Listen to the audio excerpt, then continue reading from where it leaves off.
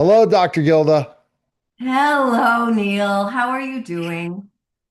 Best I can be. What topic do you have today? Oh, I have an interesting one.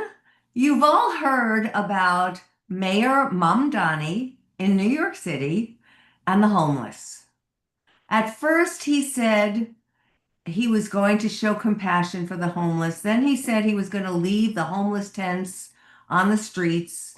The problem is that it got so freezing cold, many of them died on the streets. Oh, The mayor before him, the former mayor, would sweep them off the streets and put them into shelters for their own protection.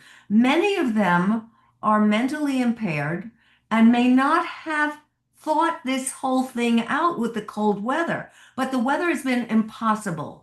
And then he said he would, then he said he wouldn't to sweep the people off the streets and for their own protection.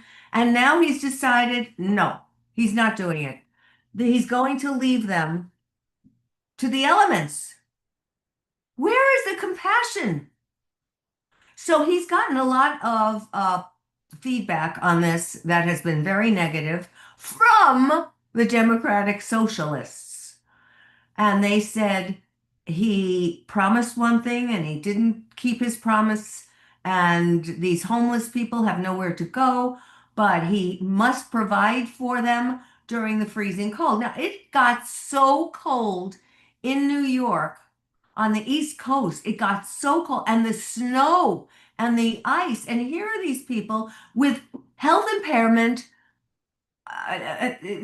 impairment of their mental health and many other problems. And they are left to deal with the elements on their own. This is not right. It's not humane.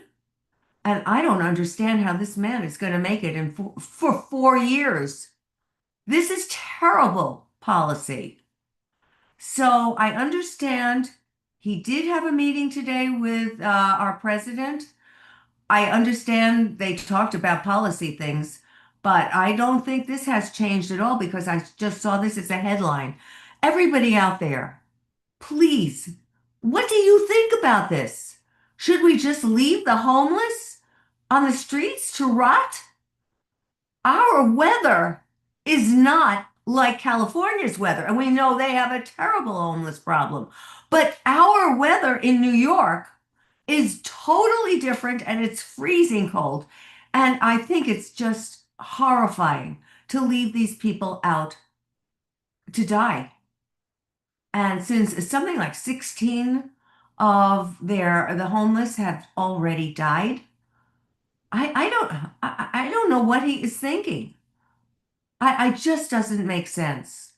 I am watching him make some really crazy statements about how he's governing. And a lot of things do not make sense. For example, he said, if you want a job, come out.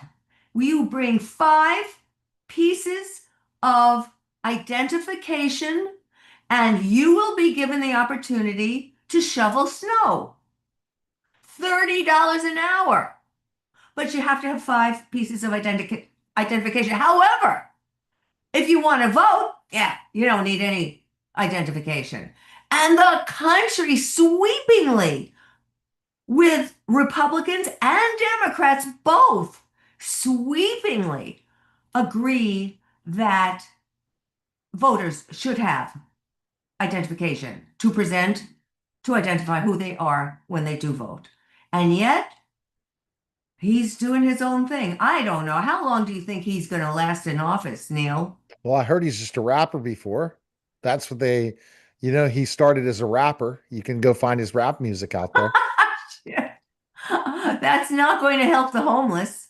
No, What it's what is he going to do? He's not going to rap to the homeless people. no, it goes back to he gave a lot of promises. He's what politicians do, a lot of promises and never delivered on any of them. And he probably isn't even a socialist. He probably just wanted to get elected. And now he's seeing the power that he has in New York City and he could do whatever he wants. And he's going to end up Well, one of the worst mayors ever in New York City. I I used to cover the area of charisma when I was in corporate America, talking about leaders and how leaders can become more charismatic. He has a million watt smile. He's a nice guy. Even Trump says he's a nice guy, but his policies are something else. But excuse me, but he is really in for a bad beating because he is not keeping up with what he promised to do. He give everything for free to everybody who asks for it. I still haven't heard what's happened with his free grocery store. I think it opened, but I never heard more about it. So, I think he's having a rough time in actually leading. And there's a big difference between a leader and somebody who delegates. And some of the people that he's surrounded himself by are pretty questionable in terms of what kind of experience they have had as leaders or managers, even. But this is not good, and I'm worried for the people who fall prey to this guy. I don't know, maybe in talking to Trump, maybe he'll get some kind of rationale for how to really run a city. I don't know, but maybe because he and the president talk, maybe there's hope. But right now, I'm sorry, you don't lead people to kill themselves. And this is what it is. This is what it's all about. And if you leave them in this freezing cold, they're going to die. They don't have adequate shelter. So I'm concerned. I'm Well, concerned. I look, I was a New Yorker for so many years, and I know how the garbage piles up and the rats keep coming out, and the snow is interminable. And that turns to ice when the temperatures are so low. And how are these people even managing? The normal people who have apartments and houses, how are they managing? And then you have the homeless who are left only with their own little blankets and whatever food they can find, and they're shivering and they're cold, and it's really not fair. He's got to protect his people. So it's I'm sorry to end on that note, but I'm maybe if enough people talk to him and tell him to wise up, maybe he'll hear that. I don't know. that's why we'll see what President Trump can do. I don't know. It's not a good situation. Exactly. All right. DrGilda.com. You're going to let us know how good he's doing when you're on location in New York City very, very Yeah. soon. Unless there's a snowstorm again. Well, we don't know. Uh, oh boy, they have had the worst weather in New No. York. Yeah. You know, it's interesting because here I am in sunny Arizona. And last night I was tired. I had worked so hard during the day, interviews, computer work, writing things, etc. Here I am in Arizona, got into my bathing suit, went up to my rooftop, and had a wonderful, glorious hot tub event. And I remember those days in contrast in New York. I don't think in New York I was ever really warm.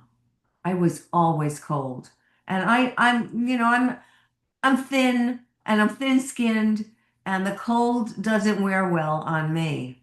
So I was happy to get out into the sun. Now you can say, well, in August it goes up to 120 degrees here. And it does. And I can't go out during the day without coverage on my arms because it feels as though your skin is burning off. That's not fun. But a lot of my friends have second and third residences.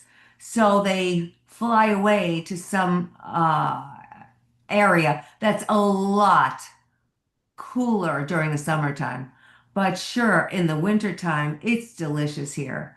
And if you get sick and tired of the sunshine, you can always go north, few hours. Flagstaff has wonderful skiing. We have everything here.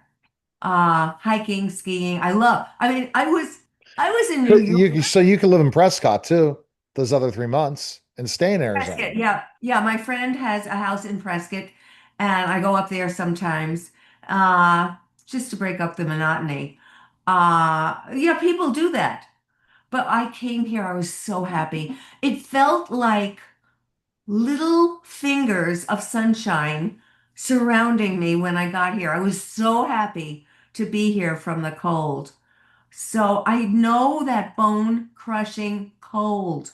I've been there, I lived there, and it was very, very destructive to a normal person. Yeah, So, got it. Right. Sounds good, Dr. Gilda. We will talk thanks, soon. Neil. All right, that was the See special you. simulcast. Go to drgilda.com. That was the special simulcast of the Neil